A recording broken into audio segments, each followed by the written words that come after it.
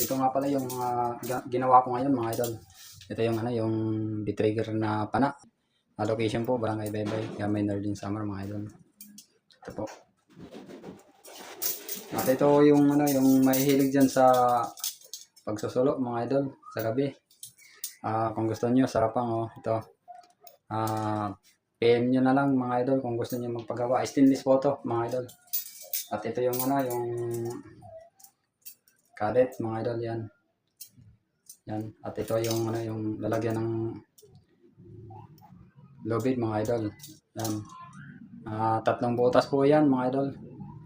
Yan. 4 nga pala yung ginawa ko ngayon mga idol to.